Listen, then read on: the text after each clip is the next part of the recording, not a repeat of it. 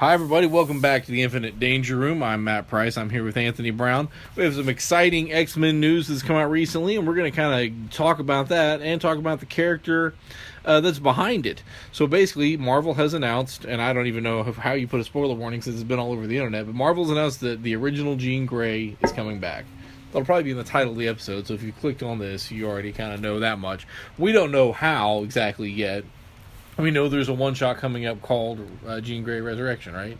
5-part series. 5-part series. So Anthony's going to talk about what he kind of expects to see there, and then we'll talk a little bit about the character, what we like about her, what she might bring to the Marvel Universe at this point, how it might affect the X franchise, that sort of thing. But this is Jean Grey back for the first time in 13 or 14 years, depending on who's counting. I guess whether you count the End-Song miniseries or not probably is where that's coming from.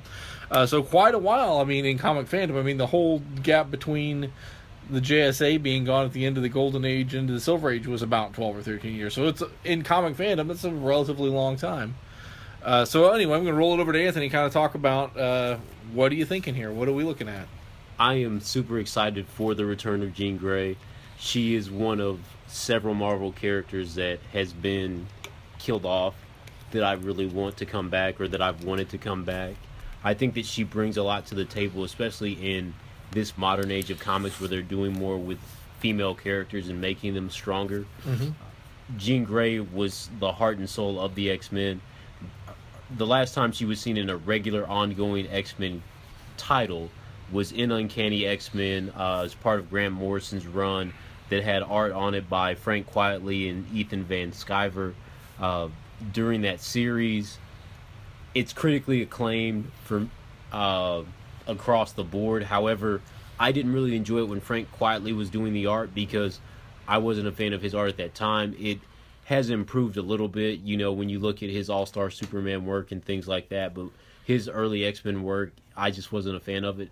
I read a couple of issues here and there, but I still bought them all. But I really dove into the series and really enjoyed it when they switched over to Ethan Van Sciver and did a lot of really fun things. And so she was killed in issue 150 by Zorn, who was really Magneto, but Magneto was possessed by another person, and that actually ended up getting revealed in the little mini series after that, where they go into the future, and of course Wolverine's there and he's fighting the dark version of Beast, and so that deal got really crazy. But for purposes, if you're just reading the Morrison run, is essentially is Magneto. Exactly. But if you're reading all this other stuff, they kind of retcon some of it as it goes. No, it right? wasn't. But in just the run, Zorn is essentially Magneto, but it's not really Magneto. Magneto is possessed by someone else. Okay. And I forget the guy's name, but he's popped up in a couple of X-Men comics. The most recent thing he was in the all-female, just regular X-Men title. Okay, Brian Wood series. Yeah, and so they ended up fighting his sister, and he's like some kind of computer virus or whatever the guy is, but he actually possessed Magneto and caused him to do all this, which to me is a lot of hats inside hats. Like I'll pull a rabbit out of a hat, and inside this hat is another rabbit inside of a hat. So to me, that was a long way to go to get to that point, but I guess Magneto kind of killed her. So when she comes back, obviously she's got a lot of catching up to do. I don't know how, in terms of comic book years, they're going to say this amount of time has passed. Right. But a lot has Won't happened. be 13 years, but it'll be probably a couple. Exactly. And when she returns, unless something else happens, all of the main male figures in her life are dead and gone. Right. Wolverine's gone. Mm-hmm. Cyclops is gone. Her ex-husband and Professor X is gone as well. Right. Although we've seen him most recently kicking around in Astonishing X-Men, and who knows whether or not he'll actually be back in time, and if he is back, will he actually be a part of the X-Men? Will he be evil? The same thing with Jean. I think that with this, there's a lot that they could do. Who's to say that Jean comes back and she's necessarily good? We've seen Jean make kind of cameo appearances, and basically every time you think Wolverine's about to die, she shows up. She made a cameo appearance in Avengers vs. X-Men. If you read the Marvel, if you got the Marvel Unlimited stuff, there was a free motion comic or whatever when Marvel just started debuting those, and she had a couple appearances here and there. Of course, she showed up in X-Men: The End, but that was kind of a future-based series, and a lot of the things that took place in that have already been retconned and went away. There's the Phoenix Song stuff, so I mean, there's just plenty of Jean Grey that's been out there, and there's plenty of gaps to fill in terms of her. I wonder what she's going to think about what the White Queen is doing, because obviously, unless they kill her between now and then, there's plenty of beef between the two of them. Her brother-in-law Havoc is kind of still walking the line between good and evil, and me being the biggest Havoc fan, I don't know, around, I still don't even know what happened to the character. He was a good guy in Uncanny Avengers, then Axis happened, and half the people that had something bad happen to them in Axis, at the end of Axis, they ended up returning to good, and he's fought for good, and now it seems like he's fighting for evil, and I have no idea what on earth he's doing, but I know that, you know, if Jean Grey is coming back, there's going to be some Summers interaction.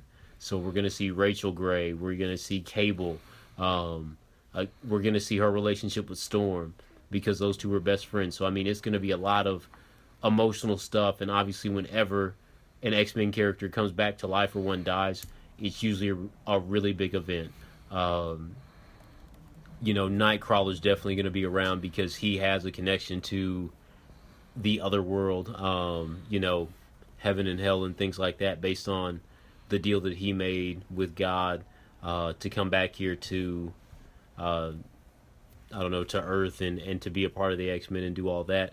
Also, you know, Nightcrawler and Jean Grey's daughter, Rachel Summers, are kind of dating in X-Men Gold. So again, plenty to do there, plenty to explore in terms of Jean Grey, and, you know, just filling in the gaps. There's so much fun you can have with this character. She's so strong, she's so amazing, and I feel like that whoever's going to write the title or incorporate her into future X-Men titles, you know, can go a myriad of directions. Did they announce a writer? Do we know yet?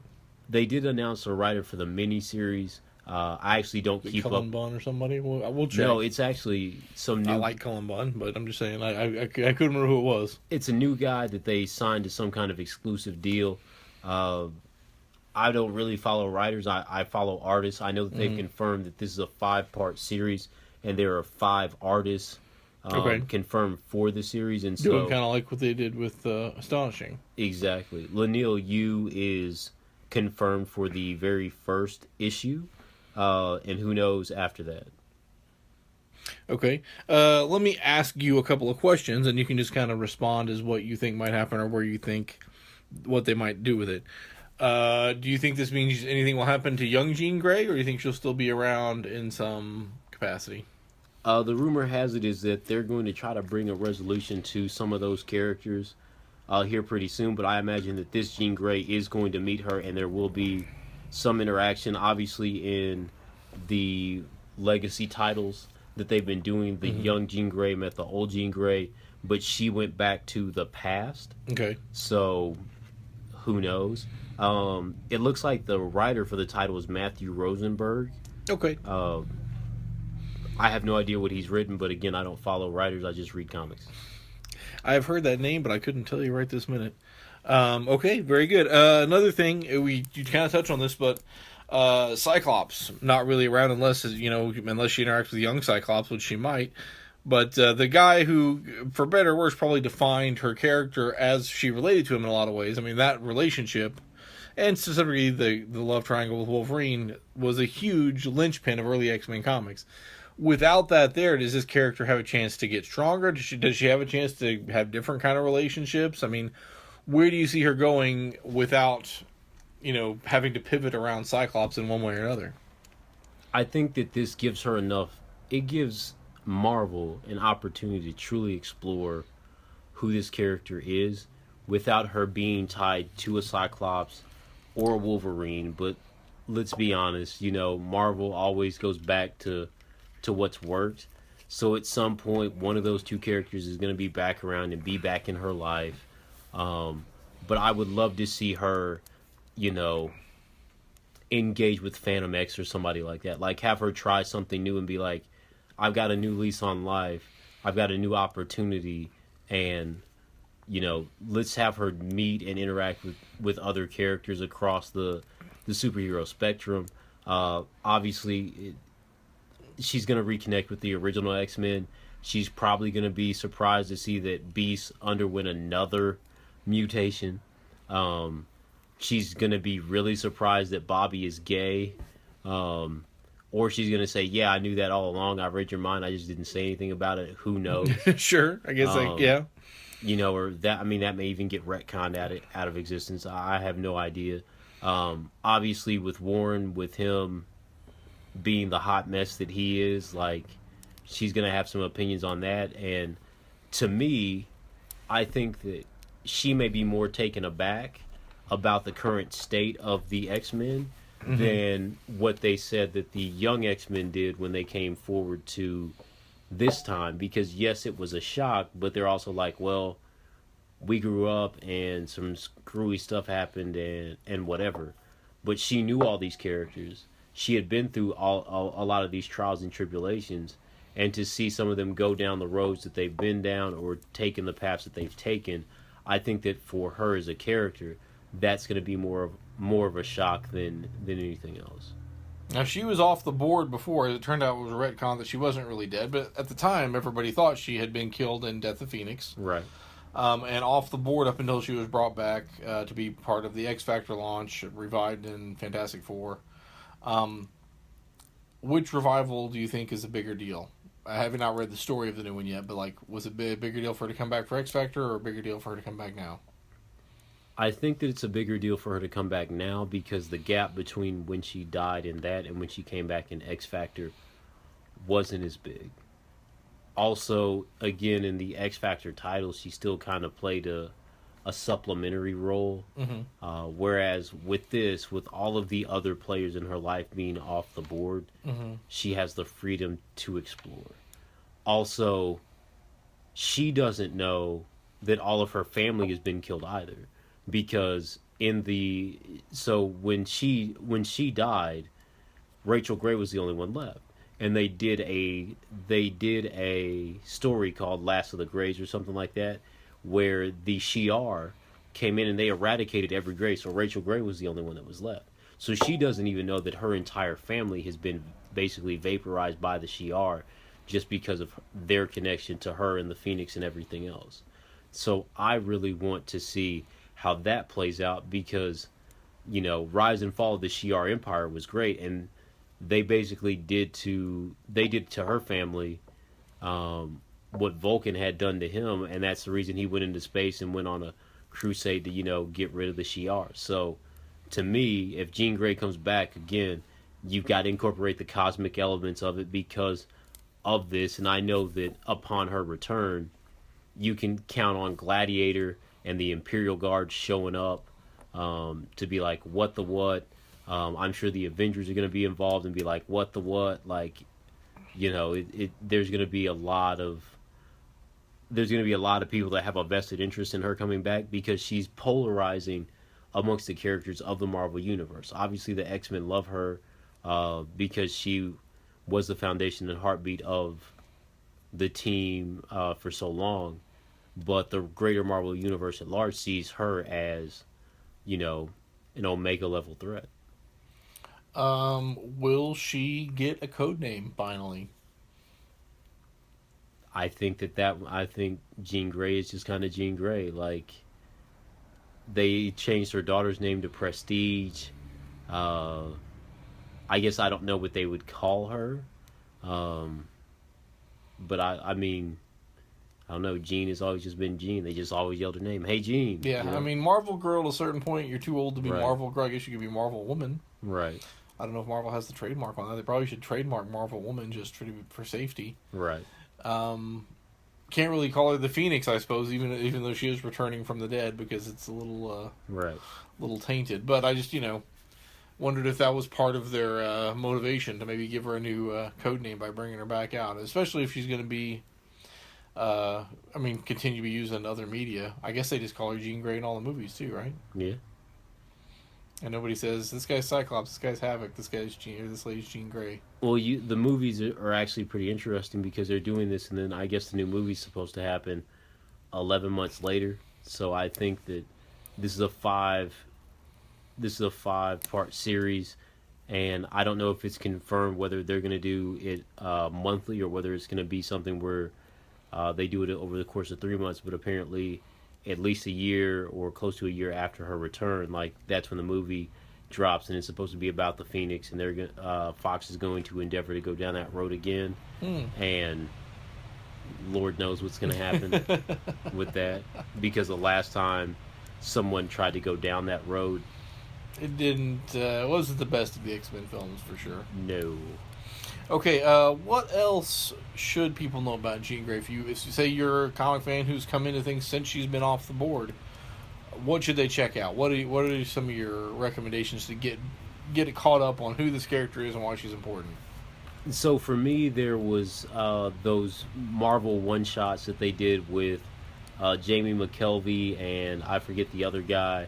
But Marvel put out those hardback books where they retold a lot of the original stories. Okay. Again, forgive me for not remembering what that's called, but is it the season 1 stuff? Yes, the season 1. So X-Men season 1. Yeah, Dennis Hopeless was the writer. Yes, and Jamie McKelvey. Yeah. So those two did that. I would say check that out. Looking back on some old stuff, obviously if you haven't read the Phoenix Saga, the Dark Phoenix Saga, you want to check those out because that's classic stuff.